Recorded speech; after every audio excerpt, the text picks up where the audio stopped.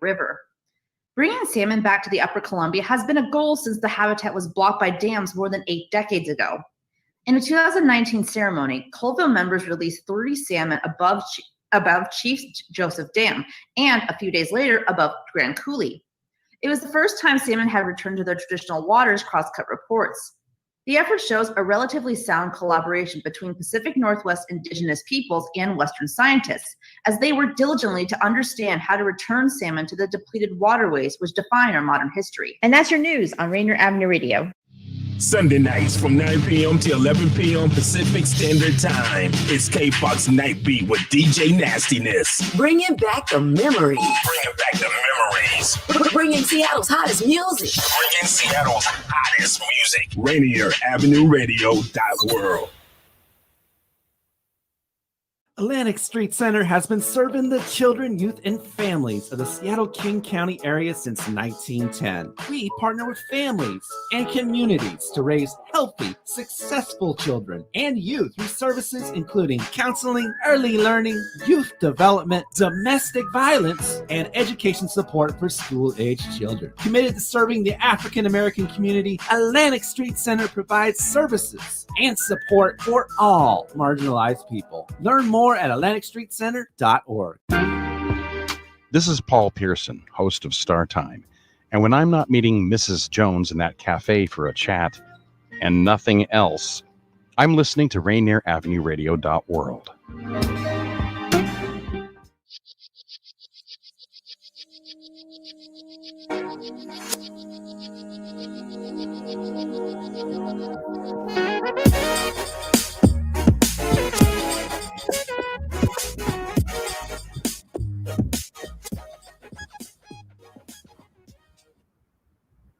You're listening to the news on Rainier Avenue Radio.world. I'm Asher. Kendra, you're muted. I'm Kendra. Today is Wednesday, January 6th. The news on Rainier Avenue Radio is live every Wednesday from 6:30 to 7, providing you with current, trustworthy, useful news content focused on super service to the local South Seattle audience. We will not tell you what to think, but instead provide the basics for you to discern and decide for yourself. Tonight, we'll talk about healthy Washington reopening phases announced, a mob storming the Capitol, arrests in Myanmar and Hong Kong, the Krakens adding a new person to the front office. Now on to the local news. Born in segregated Arkansas in 1928, Judge Charles V. Johnson helped break the color barrier in Seattle, where he was lauded for bringing racial equity to his courtroom, revitalizing the NAACP, and helping to lead the region's civil rights movement. Johnson, who died peacefully in his sleep in his Leshai home on December 29th, was remembered by colleagues, family, and friends as a trailblazer who never boasted, a mild-mannered man with a good sense of humor. He was 92. The public knew him for his 30-year career as a Seattle Municipal and King County Superior Court judge, where he helped integrate and improve the efficiency of every system he touched. Read Melissa Hellman's obituary in the Seattle Times to learn more. About 250,000 gallons of partially treated effluent spilled into Puget Sound from Bainbridge Island's wastewater treatment plant after heavy rainfall temporarily overwhelmed the facility's capacity. As a result of the weekend spill, a no contact advisory was issued through Friday for Eagle Harbor, the city said in an announcement Monday afternoon. People are urged against swimming, wading, or recreating in the affected water. If they do come in direct skin contact with the water, people should wash immediately with soap and clean water, according to the Kitsap Public Health District. This overflow is the second dump into the Eagle Harbor vicinity in about a week's time, though the last one was relatively minor. A second inmate at Washington State Penitentiary has died after contracting the coronavirus. Patch.com reports that the inmate had been suffering from COVID-19 symptoms and had earlier been taken to a nearby hospital for treatment, but passed away on December 31st. The death is the second due to COVID-19 at Washington State Penitentiary and the 11th death of an incarcerated person in DOC custody. The 6th had happened just days prior, on December 26th. The coronavirus can be transmitted fairly easily over high-touch surfaces, and as such, it is more dangerous indoors and especially in confined spaces like prisons. As a result, advocates have been calling on state leaders to release inmates who are at the highest risk of infection. Some efforts have been successful, like in April when the state released roughly 300 inmates early. Others have failed, like a lawsuit seeking an emergency release for thousands of inmates in an at-risk group, which was rejected by the Washington Supreme Court last spring.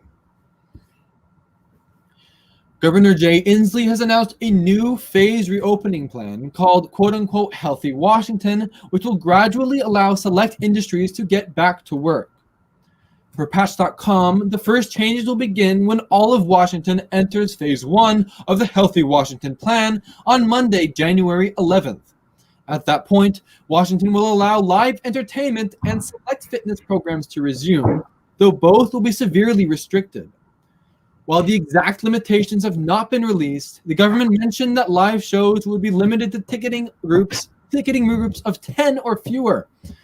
When the area does enter Phase 2, that comes with a host of benefits, including restaurants being able to open, indoor dining again at 25% capacity, indoor fitness centers opening again at 25% capacity as well, sporting competitions being able to resume, though with limited audiences, and weddings and funerals will be allowed to have larger gatherings than currently permitted.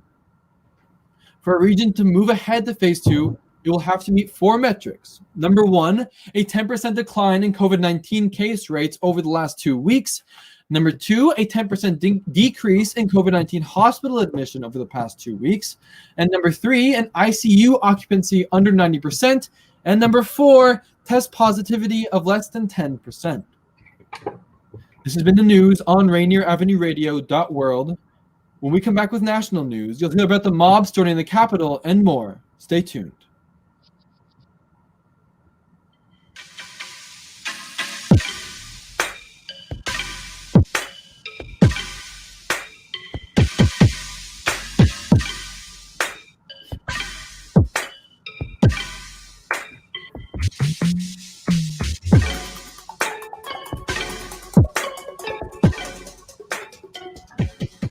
Welcome back to Rainier Avenue Radio.world. This is the national news. The Trump administration opened bidding on drilling leases in the pristine Arctic Wildlife Refuge in Alaska. According to Reuters, this is despite tepid interest from the oil and gas industry and a pledge from incoming Democratic President-elect Joe Biden to protect the region. It is unclear if the move will reverse the fortunes of Alaska's oil production, which has been waning for decades. So far, the only clear bidder on the property, which is likely to be more costly to develop than oil acreage in the lower 48 states, is an Alaska state agency.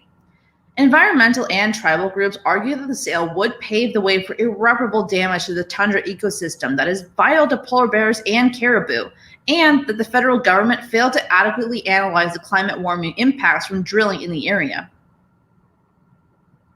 Only half of the Chicago public schools teachers expected in schools ahead of preschool students' anticipated return next week showed up.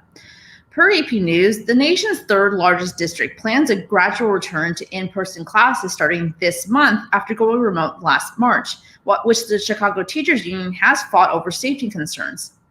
Starting Monday, preschool and some special education students can return or continue online. Students in grades K through 8 have the same option for February 1st. Dozens of Chicago aldermen also opposed reopening plans, citing safety. Others, including a principals group, brought up racial inequality.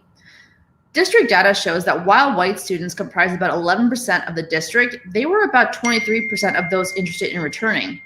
About 30% of students wanting to return are Black, while Black students make up about 36% of the district. A Wisconsin prosecutor declined Tuesday to file charges against a white police officer who shot Jacob Blake in the back in Kenosha, concluding he couldn't disprove the officer's contention that he acted in self-defense because he feared the man would stab him. The decision threatened to reignite protests that rocked the city after August 23rd, the doctor shooting that left Blake paralyzed, the AP reports. Kenosha County District Attorney Michael Gravely said investigators concluded Blake was carrying a knife when police responded to a report he was trying to steal a car. Officer Rustin Chusky said he, quote, feared Jacob Blake was going to stab him with a knife, unquote, as he tried to stop Blake from fleeing the scene. The shooting of Blake, captured on bystander video, turned the nation's spotlight on Wisconsin during a summer marked by protests over police brutality and racism. Also, a pair of Louisville police officers connected to the raid on Breonna Taylor's apartment last year were formally terminated from the force. Per NPR, Detective Joshua James, who secured the warrant for the March 13th raid on Taylor's home, and Detective Miles Cosgrove, who federal investigators said fired the fatal shot that killed Taylor, were dismissed from the force. Each has 10 days to appeal the police department's decision. The announcement of the termination comes the same day Louisville Mayor Greg Fisher formally announced the hiring of Erica Shields, who previously led the Atlanta Police Department as LMPD's next police chief. She is slated to be sworn in as Louisville's top cop on January 19th. Both Cosgrove and James have been on paid leave in the months since the shooting, and in late December received notification from Gentry that LMPD intended to sever their employment. The leader of the right-wing group Proud Boys was released from police custody on Tuesday and ordered by a judge to leave Washington, D.C. and stay away. Per NPR, 36-year-old Henry Enrique Tarrio was arrested Monday shortly after his arrival in the district, where Trump supporters were gathering to rally during Congress's official certification of the Electoral College ballots today. Tarrio was charged with destruction of property and possession of high-capacity firearm magazines. Tarrio has claimed responsibility for tearing down and burning a Black Lives Matter banner at the historic Black church last month. A judge ordered him to leave the district and banned him from returning except for very limited conditions, including meeting with his attorney or attending a court date. His next hearing is scheduled for June. In a massive victory for Democrats, John Ossoff and Raphael Warnock unseated both of Georgia's U.S. Senate incumbents as final votes were counted Wednesday. The Democratic twins' victories in Georgia represented a striking shift in the state's politics as the swelling number of diverse, college-educated voters flexed their power in the heart of the Deep South. They also cemented the transformation of Georgia, once a solidly Republican state, into one of the nation's premier battlegrounds for the foreseeable future. Combined with the unprecedented siege on Capitol Hill, the result marked one of the darkest days of Trump's divisive presidency, the AP reports. And lastly, in national news, as you probably heard by now, a violent mob loyal to President Trump stormed the U.S. Capitol today in an attempt to overturn the U.S. election for the presidential election. The nation's elected representatives scrambled to crouch under desks and donned gas masks, while police futilely tried to barricade the building, one of the most intense scenes ever to unfold in a seat of American political power. A woman was shot and killed inside the Capitol building, and Washington's mayor instituted an evening curfew in an attempt to contain the violence, AP reports. Tensions were already running high when lawmakers gathered early Wednesday afternoon for the constitutionally mandated counting of electoral college results, in which Joe Biden defeated Donald Trump 306 to 232. The president sent those tensions over the edge immediately prior by urging his supporters to march to the Capitol during an appearance at a rally outside of the White House. This is the news on Rainier Avenue Radio.world. When we come back with global news, you'll hear about arrests in Myanmar and Hong Kong and more. Stay tuned.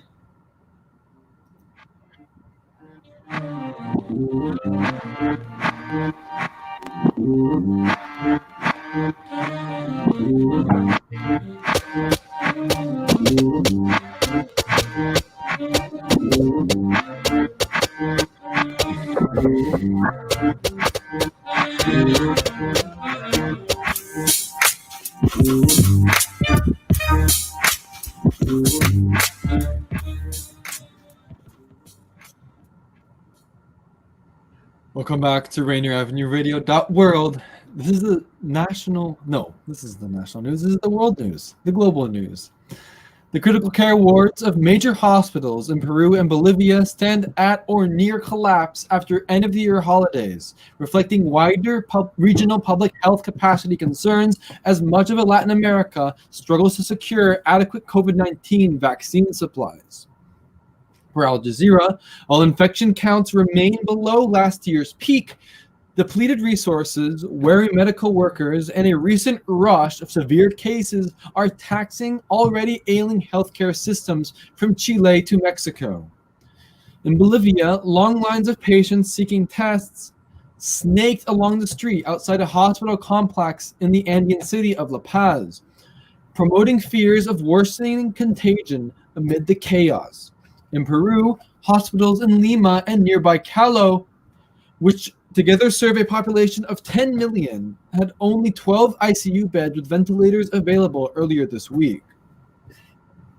Scotland's first Prime Minister, Nicola Sturgeon, says President Trump wouldn't be allowed to visit Scotland to golf during its pandemic lockdown. Per NPR, this was response to speculation that Trump might travel to a Scottish golf resort rather than attend President-elect Joe Biden's inauguration. The outgoing U.S. president customarily attends his successor's inauguration at the U.S. Capitol, but Trump has refused to concede defeat in the 2020 race, as you probably know. And it's speculated that Trump is considering a re-election bid for 2024, and that he might time his announcement to undercut Biden's swearing in. As for the chance that Trump might use an international trip to one of his golf resorts to avoid the handover of power, Sturgeon said she has not been told of any of Trump's travel plans. The European Union's Executive Commission gave the green light Wednesday to Moderna Incorporated's COVID-19 vaccine, providing the 27-nation bloc with a second vaccine to use in the desperate battle to tame the virus rampaging across the continent. The decision came against a backdrop of high infection rates in many EU countries and strong criticism of the slow pace of vaccinations across the region of some 450 million people. The EMA last month granted the same conditional approval to the coronavirus vaccine made by American drug maker Pfizer and Germany's BioNTech. Both vaccines require giving people 2 shots. The EU has ordered 80 million doses of the Moderna vaccine with an option for a further 80 million, AP reports. The bloc is also committed to buying 300 million doses of the Pfizer-BioNTech vaccine. Sudan said it has signed an agreement with the U.S. that paves the way for the cash-strapped African nation to normalize relations with Israel and help clear some of its massive debt to the World Bank. Per AP News, the ministry said the settlement would enable Sudan to receive more than $1 billion annually from the World Bank for the first time in nearly 3 decades, when the country was designated a pariah state. Sudan has more than $60 billion in foreign debt.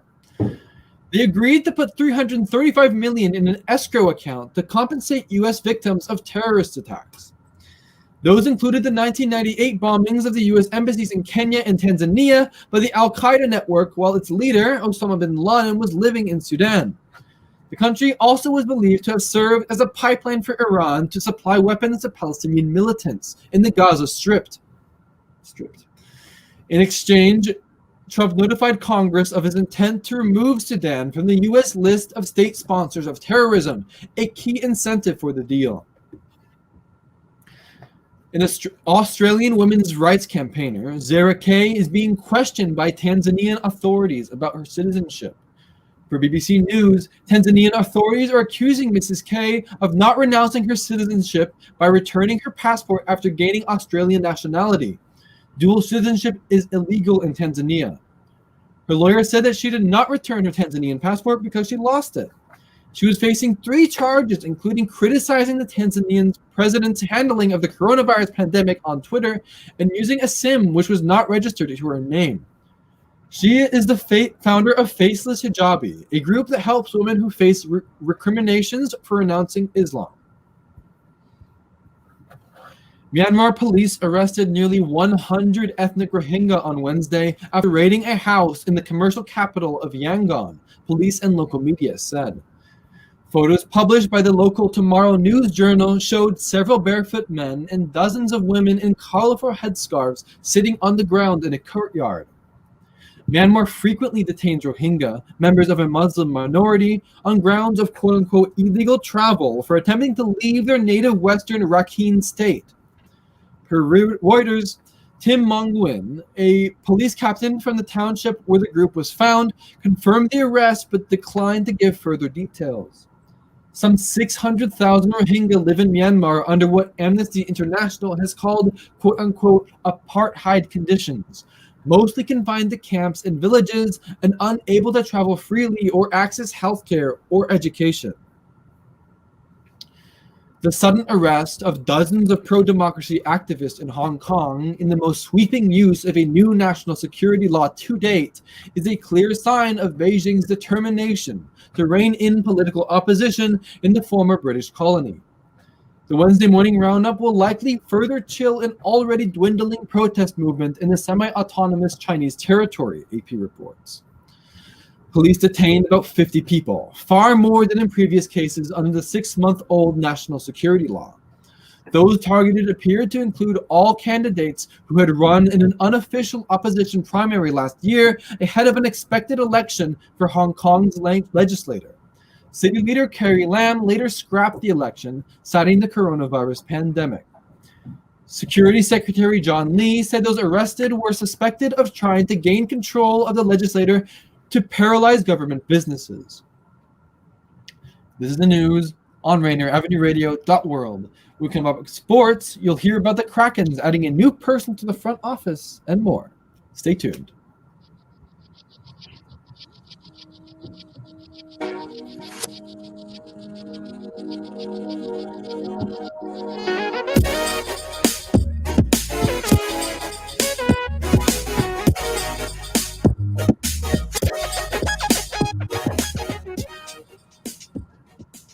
Welcome back to Rainier Avenue Radio.world. This is the sports news.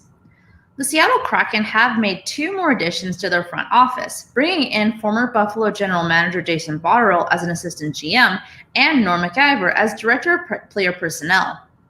Per Como News, Botterill joins the Kraken after serving as the general manager of the Sabres for 3 seasons.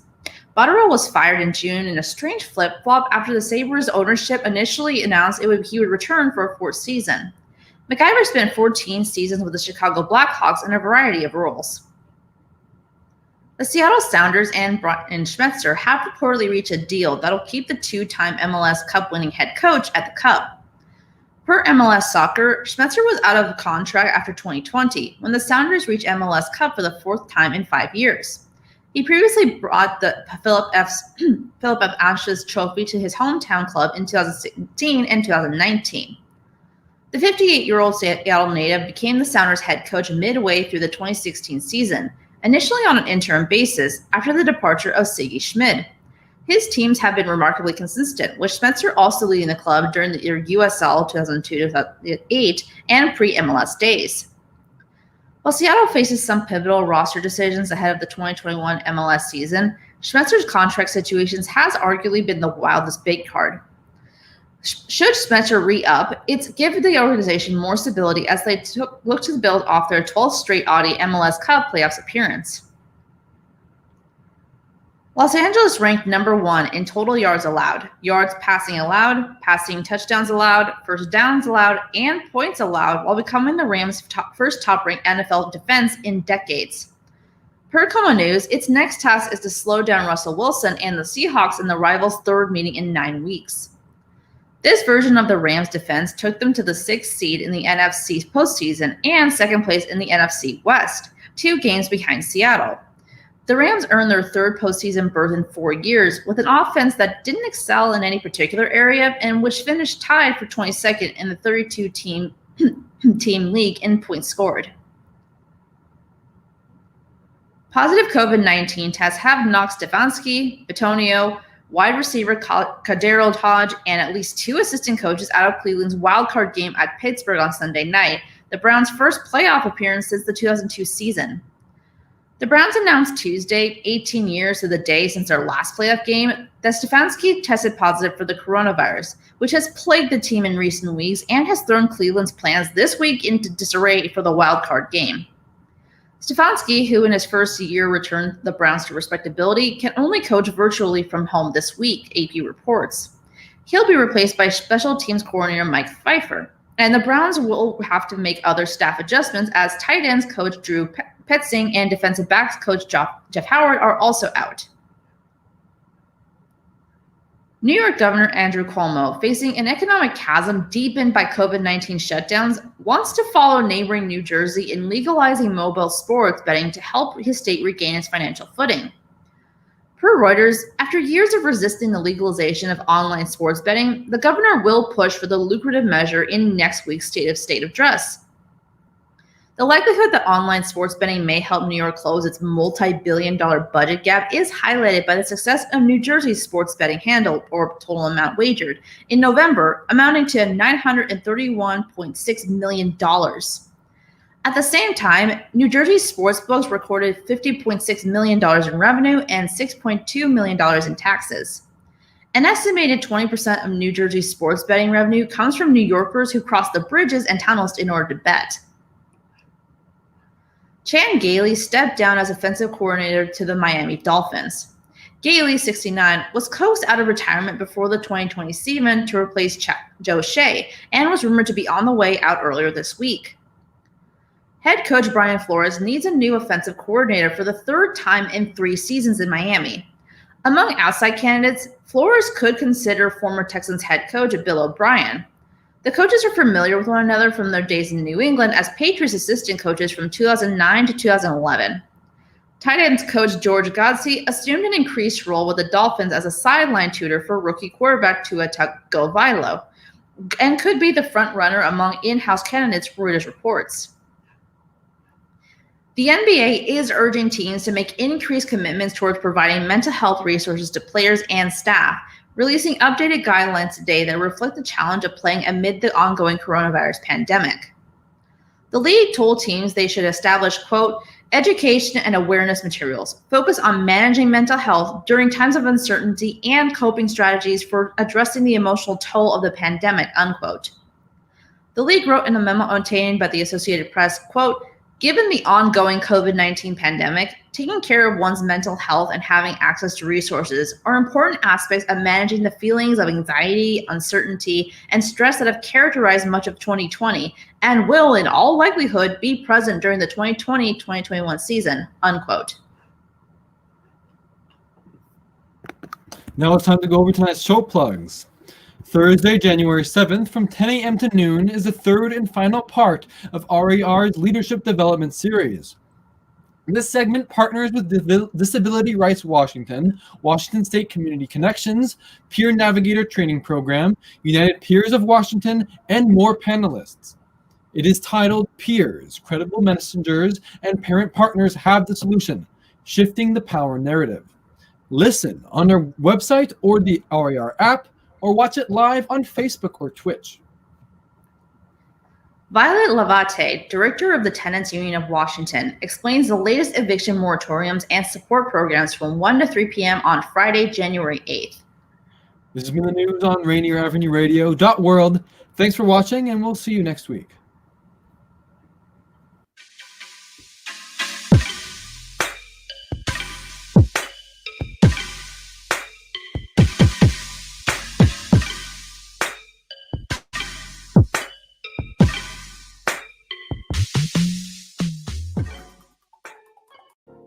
You know you can't get enough.